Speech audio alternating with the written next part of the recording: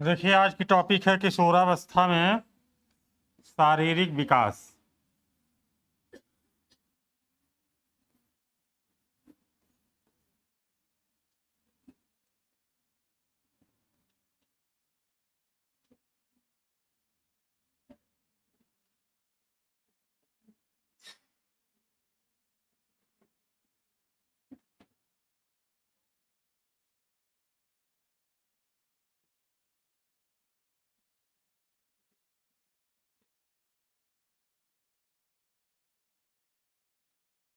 शारीरिक विकास में देखिए, जो हृदय की धड़कन है कितनी हो जाती है? 72 72 टाइम्स, है ना। बाल्यावस्था में कितनी थी?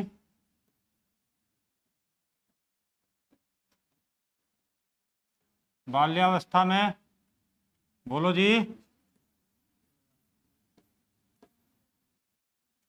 बिना देखे बिना देखे बोलना है,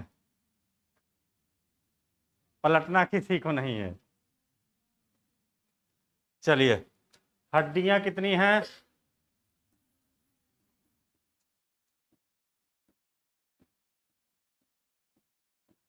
206। मांसपेशियां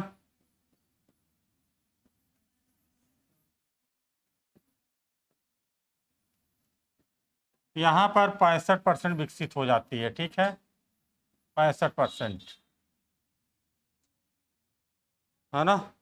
दांत दांत की संख्या 32 हो जाते हैं। अभी भी 32 नहीं होंगे सबके, है। अक्ल के दाढ़ किसके किसके आ गए हैं? अक्ल वाले दांत आ गए हैं। बहुत लंबे समय तक नहीं आते। 29-30 दांत रहते हैं, ठीक है, गिन लेना। 29-30 दांत होते हैं यहाँ तक।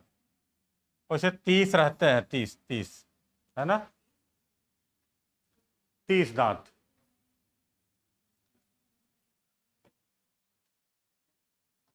अच्छा, बाल्यावस्था में दिल की धड़कन कितनी? 100 टाइम्स। हड्डियों की संख्या बाल्यावस्था में 350। मांसपेशियां हाजी 35%, ठीक है। और यहाँ दांत कितने होते हैं? बाल्यावस्था में दांत कितने?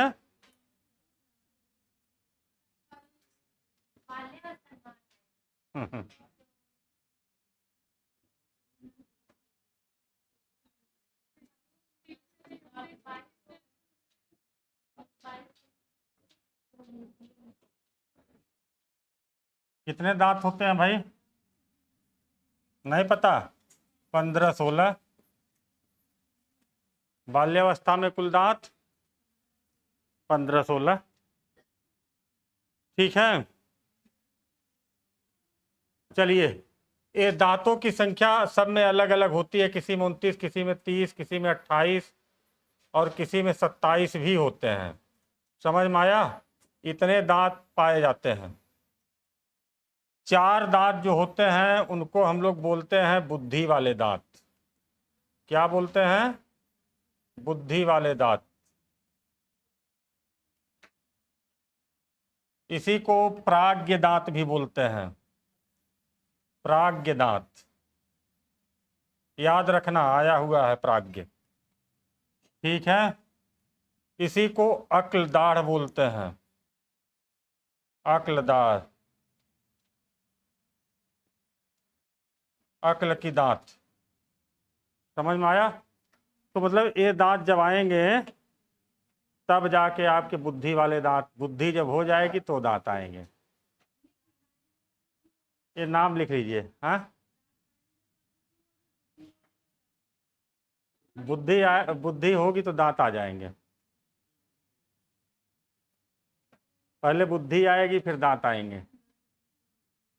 लक्षण तभी दिखते हैं, नोट कर लीजिए, ना याद ना होगा ना। शैशवावस्था में लिखी है तो रहने दीजिए जैसा हो। ये तो मैं बता रहा हूँ, आप लोग न जो ना लिखा हो वो लिख ले, और जो लिखा है वो ना लिखे, नहीं तो फिर लिख ले। यहाँ दांत कितने होते हैं कौन बताएगा? शैशवावस्था में दांत कितने होते हैं? दांत 0 माने जाते हैं, है ना। शैशव आ जाते हैं, आते हैं, जब तक आते हैं तब तक बाल्यावस्था आ जाती है, उसी में टूट जाते हैं, नए निकलते हैं। अस्थाई दांत, ये अस्थाई दांत आ जाते हैं।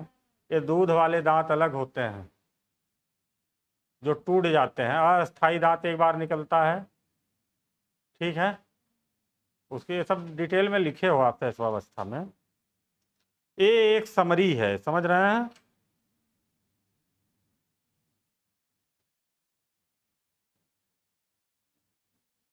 नीचे लिखिए,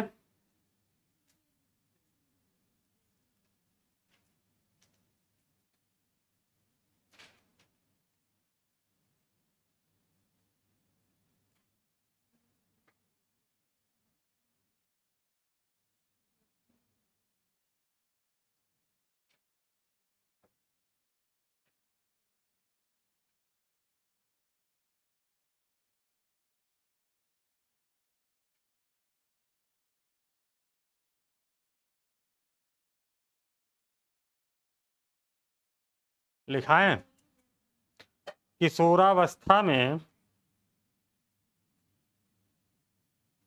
किशोरावस्था में शारीरिक विकास, शारीरिक विकास की अवधि के दौरान, शारीरिक विकास की अवधि के दौरान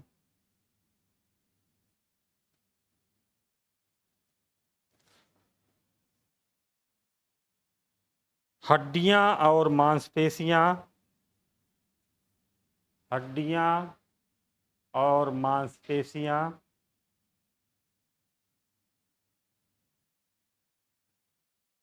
लंबी और मजबूत हो जाती हैं, लंबी और मजबूत हो जाती हैं।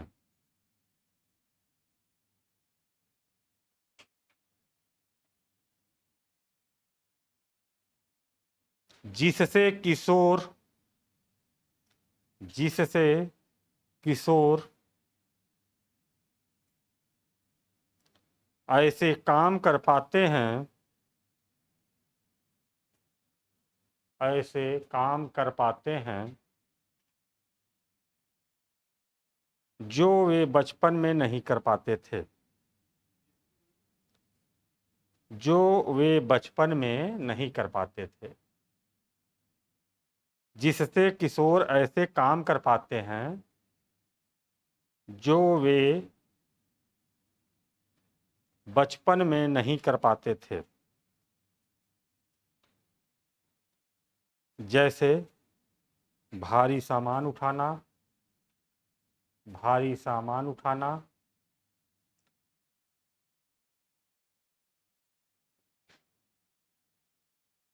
लंबी दूरी तक पैदल चलना, लंबी दूरी तक पैदल चलना,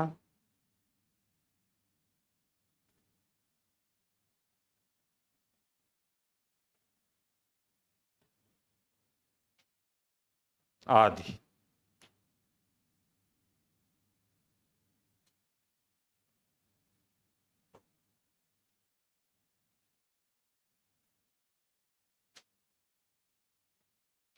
किशोरावस्था में शरीर का आकार बढ़ेगा,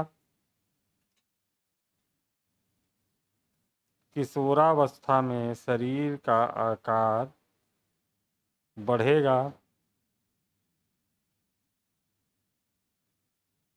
आगे अंडरलाइन रखना, सीटेट में आया हुआ है ये लाइन। पैर, हाथ, टांगे,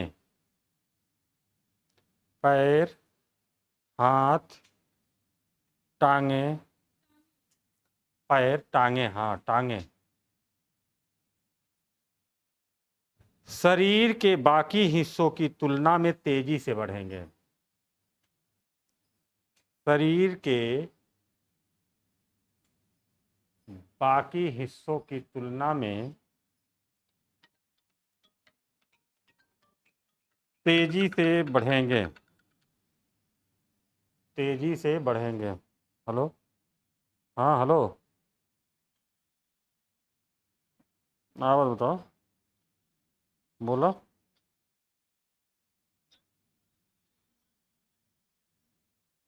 कौन वाले? हाँ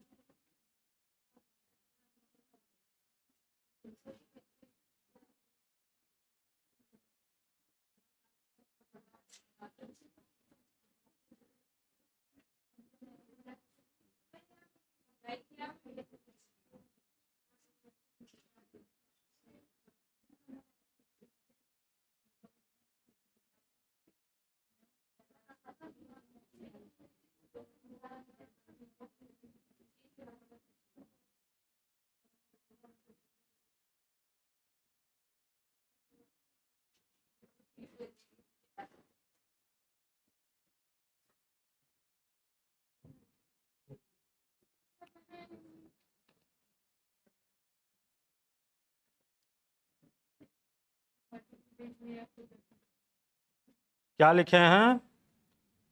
शरीर के बाकी हिस्सों की तुलना में तेजी से बढ़ेंगे, ठीक है। पैर, हाथ और टांगे,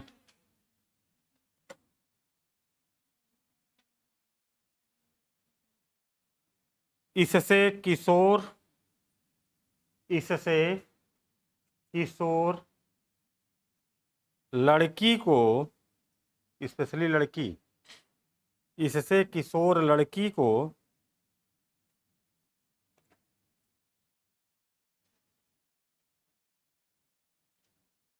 कुछ समय के लिए अनाड़ीपन का अनुभव हो सकता है। कुछ समय के लिए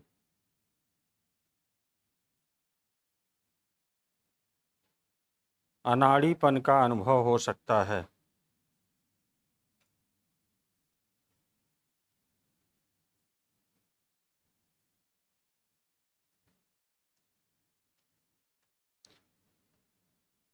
जैसे जैसे यौवन के हार्मोन बढ़ते हैं, जैसे जैसे यौवन के हार्मोन्स बढ़ते हैं, किशोर की त्वचा, किशोरों की त्वचा तैलीय, किशोरों की त्वचा तैलीय और पसीने में वृद्धि का अनुभव हो सकता है।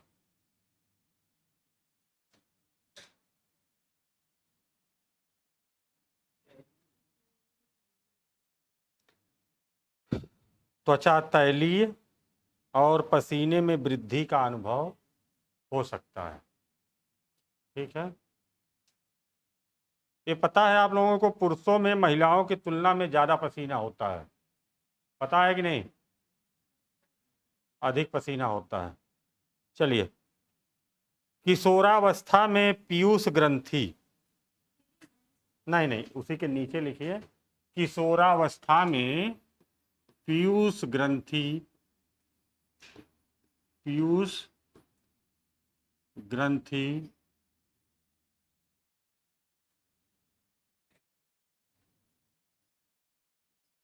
प्यूटिटरी बोलते हैं इसको, प्यूटिटरी प्रमुख रूप से विकास में योगदान करती है। पीयूष ग्रंथि प्रमुख रूप से विकास में योगदान करती है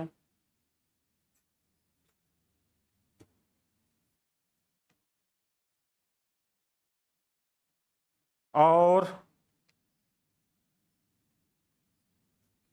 अधिवृक्क ग्रंथियां, अधिवृक्क ग्रंथियां, अधिवृक्क ग्रंथियां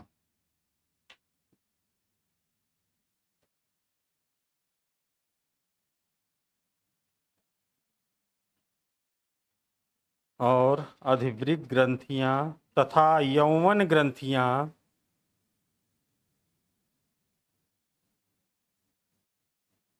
यौवन ग्रंथियां जिसे गोनाड्स बोलते हैं, क्या बोलते हैं? गोनाड्स। गोनाड्स मीन्स यौवन ग्रंथि, गोनाड्स ग्रंथियां भी परिपक्व हो जाती हैं।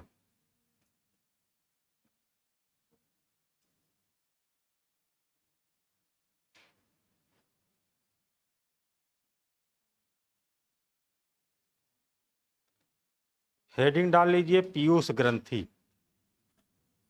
पीयूष ग्रंथि।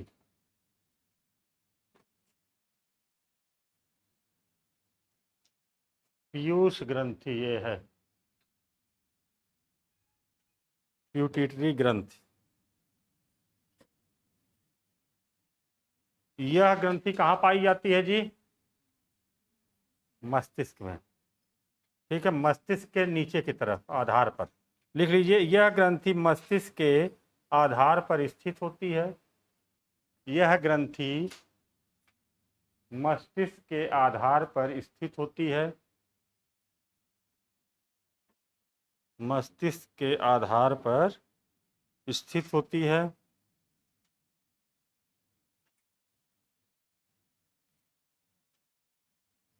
और वृद्धि हार्मोन्स और वृद्धि हार्मोन्स सहित कई महत्वपूर्ण हार्मोन्स जारी करती है,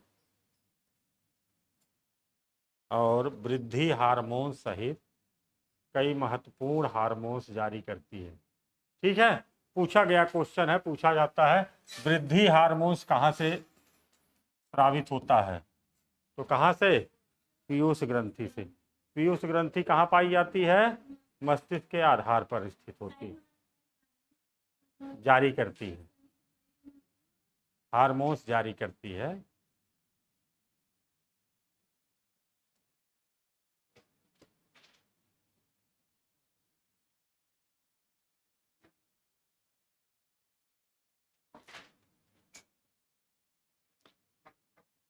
अगली हेडिंग डाल लीजिए, अधिवृक्क ग्रंथियां। अधिवृक्क, अधिवृक्क ग्रंथियां।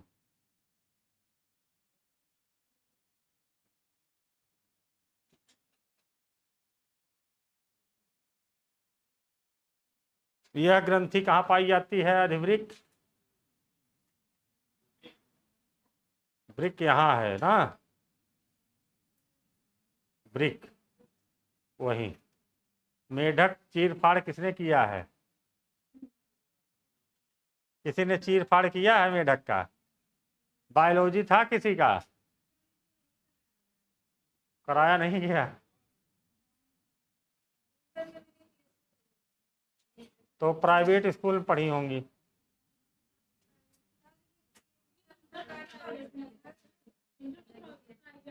इंटर प्राइवेट नहीं था, लेकिन प्राइवेट संस्था रहा होगा, मान्यता प्राप्त कोई विद्यालय जहाँ पे लोग कहते हैं बहुत पढ़ाई होती है।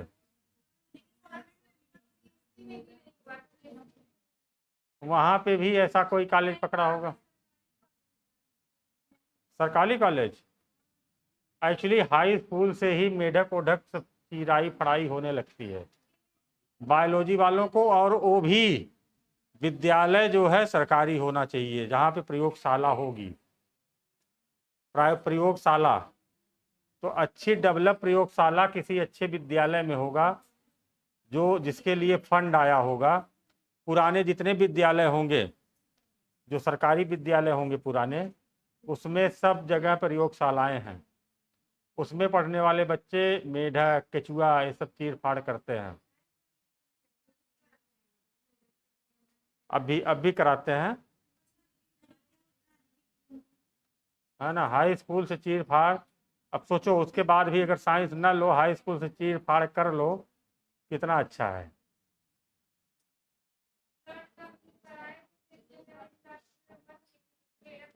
स्लाइड व्लाइड बनवाए थे। चलिए,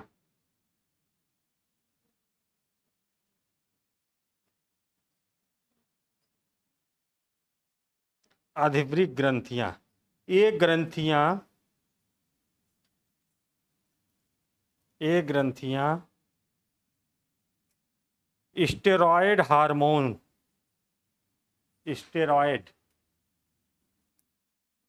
steroid hormones, steroid hormones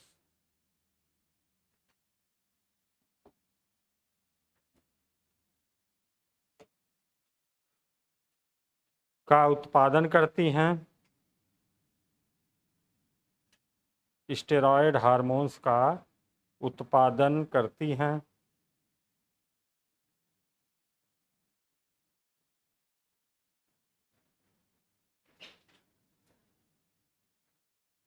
steroid hormones पुरुषों और महिलाओं,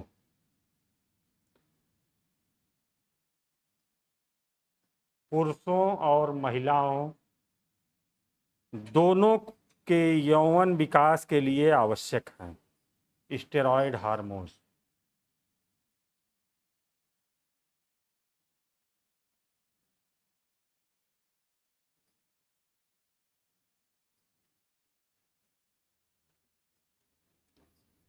यौन ग्रंथि,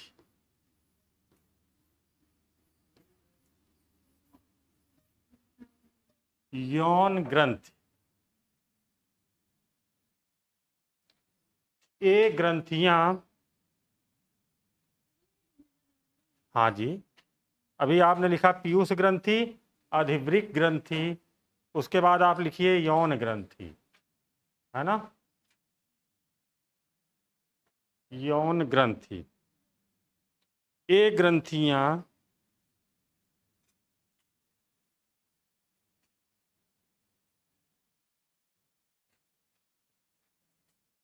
पुरुषों में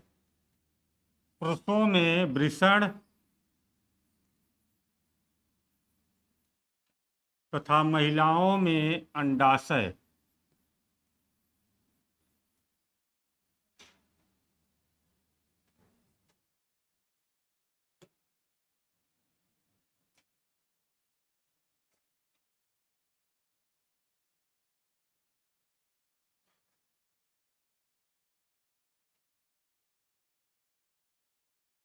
में होती हैं।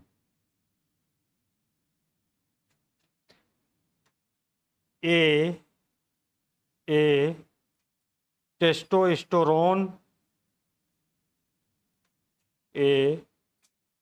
पुरुषों में टेस्टोस्टेरोन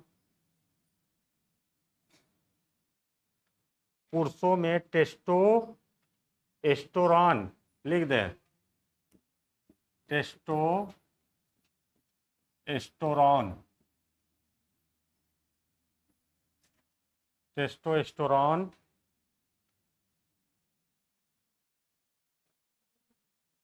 और महिलाओं में एस्ट्रोजन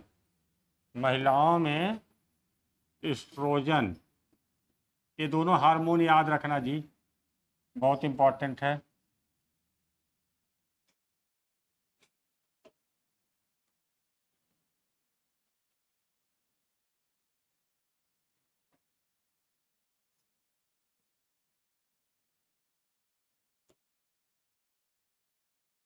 टेस्टोस्टेरोन और एस्ट्रोजन का उत्पादन करती हैं।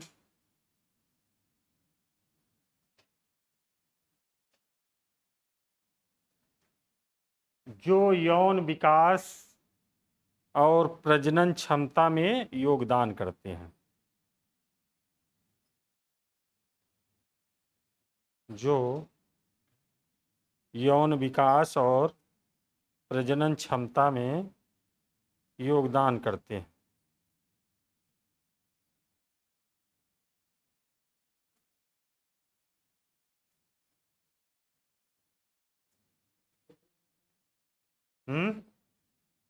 उत्पादन करते, योगदान करते हैं। अगला है थाइमस ग्रंथि। थाइमस ग्रंथि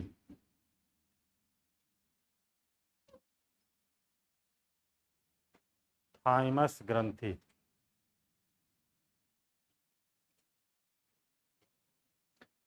एक फिल्म आई है इसमें फुले, देखा?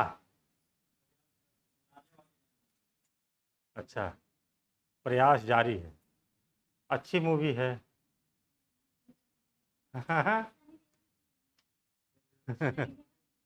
नहीं नहीं, सनी देओल की नहीं है, ऐतिहासिक मूवी है, ऐतिहासिक मूवी है। हाँ हाँ, ये ऐतिहासिक मूवी है। ऐतिहासिक, ज्योतिबा बाई फुल्ले को जानते हैं? सावित्री बाई फुले उनकी पत्नी थी। इस देश की पहली शिक्षिका सावित्री बाई फुले, पहली शिक्षिका। उनके साथ साथ एक शिक्षिका और रहती हैं, फातिमा। ठीक है, उनका नाम बहुत दब गया है, लेकिन फातिमा ने इनका बड़ा साथ दिया था पहला विद्यालय चलाने में। यहाँ लोगों का बड़ा विरोध था, इनके ऊपर गोबर ओबर तक फेंके जाते थे। समझ में आया? ये वो समय था जब शूद्रों की परछाई पड़ जाना भी बर्दाश्त नहीं था। ये सब मूवी में दिखाया है ना? यूट्यूब पे आने में समय है ना? ये अभी हाल में चल रहा है। हाँ, क्या हुआ? डाउनलोड करने के बहुत सारे तरीके हैं, की जा सकती है ना? ऐतिहासिक, जैसे उन्होंने सत्यशोधक समाज बनाया, ठीक है, उन्होंने पेपर कौन सा चलाया, समाज में कैसे संघर्ष किया। ज्योतिबा बाई फुले कुर्मी जात के थे, इनके पिताजी माली का काम करते थे और उन्होंने पूरा समाज बदल दिया था। बहुत। हाँ हाँ, लेकिन अभी भी हाउसफुल जा रही है। हाउसफुल एकदम जा रही है, बहुत भीड़ जा रही है।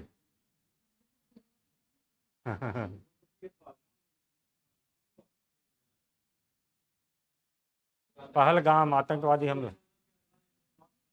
क्या हुआ?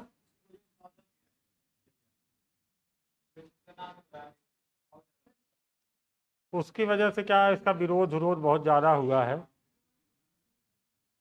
तो सीरियल की तरह ही, फिल्म की तरह नहीं है। एक सीरियल जितना वैसा ही है ना। लेकिन समाज में संघर्ष कैसे किया उन्होंने, विपरीत परिस्थितियों में कैसे संघर्ष करना चाहिए व्यक्ति को, ये दिखाया है। हाँ, मैं तो कल गया था। पीवीआर, है ना। हाँ। टिकट प्राइस तो कई कैटेगरी में है ना। अनुमान लगा लेना सब लोग। न 300 मिल रहा था, न 400 का। हाँ, 460 तक जा रहा था।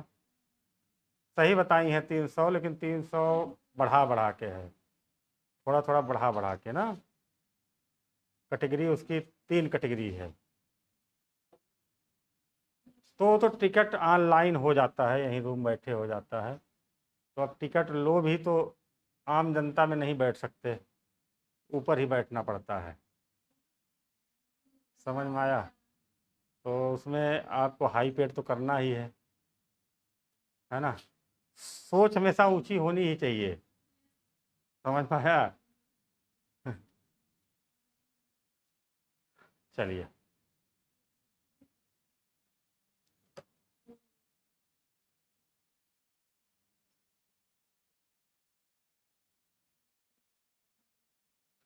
थाइमस ग्रंथि, है ना। लिखिए, यह ग्रंथि, यह ग्रंथि छाती के ऊपरी हिस्से पर स्थित होती है। थाइमस ग्रंथि, ये लिखा गया है थाइमस ग्रंथि। यह ग्रंथि छाती के ऊपरी हिस्से पर स्थित होती है और यह टी कोशिका, टी कोशिका जिसको बोलते हैं टी सेल, है ना। चाय मत समझना इसको, देहाती की तरह।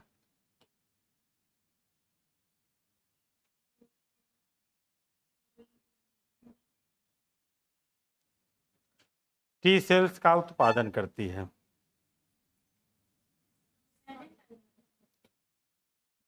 यह टी कोशिका यानी टी सेल्स का उत्पादन करती है, पैदा करती है, उत्पादन करती है, प्रोडक्शन करती है ना।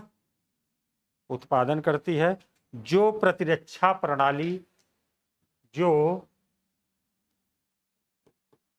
प्रतिरक्षा प्रणाली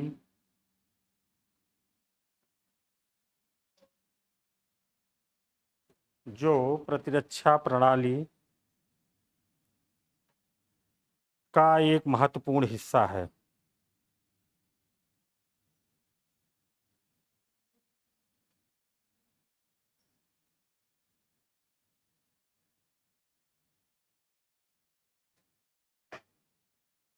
किशोरावस्था बढ़ने के साथ साथ, किशोरावस्था बढ़ने के साथ साथ थाइमस ग्रंथि का आकार, किशोरावस्था बढ़ने के साथ साथ थाइमस ग्रंथि का आकार धीरे धीरे कम होने लगता है। ठीक है, बढ़ता नहीं कम होने लगता है, क्योंकि ये प्रतिरक्षा प्रणाली है। अब प्रतिरक्षा अन्य हार्मोन्स से शरीर की होने लगती है। बात समझ में आ रही है? तो टी सेल्स जो होते हैं ना, थोड़ा सा कम होने लगते हैं। पता है 5 साल तक के बच्चे बहुत ज़्यादा बीमार पड़ते हैं, उनको ज़्यादा देख रेख की ज़रूरत होती है, सेंसिटिव होते हैं, प्रतिरक्षा प्रणाली उनकी कमज़ोर होती है। तो किसी भी प्रकार का कुछ भी होता है ना, तो ये जल्दी प्रभावित हो जाते हैं। सर्दी, खांसी, निमोनिया वमोनिया से बच्चे ज़्यादा डेथ भी कर जाते हैं अगर सही से इलाज नहीं हुआ तो। ठीक है, तो ये सब थोड़ी सी समस्याएं होती हैं बच्चों में। उसके बाद ये प्रतिरक्षा प्रणाली थाइमस ग्रंथि डेवलप कर जाती है। बाल्यावस्था में देखो बच्चे बहुत कम बीमार होते हैं। फिर बच्चे किशोरावस्था आते आते अन्य हार्मोन्स जब बढ़ जाते हैं शरीर में, तो इसका आकार धीरे धीरे क्या होने लगता है, कम होने लगता है। लेकिन इसका उत्सर्जन होता रहता है। टी सेल्स को इसका जीवन भर बनती है, जो प्रतिरक्षा का काम करती है, शरीर के सुरक्षा का काम करती है। चलिए, टाइम बहुत हो गया क्या जी? अगली है थायराइड ग्रंथि। चलो इसको हम लोग कल पढ़ेंगे, है ना। थायराइड ग्रंथि, इसको हम लोग पढ़ेंगे कल।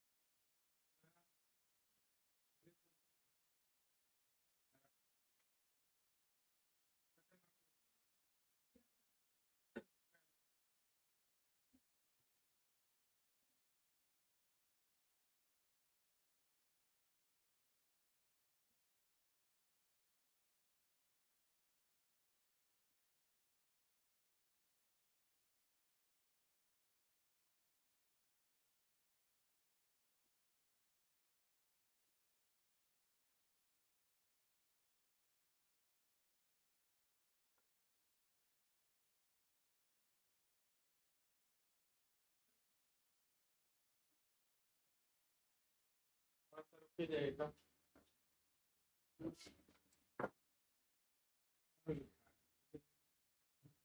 अरे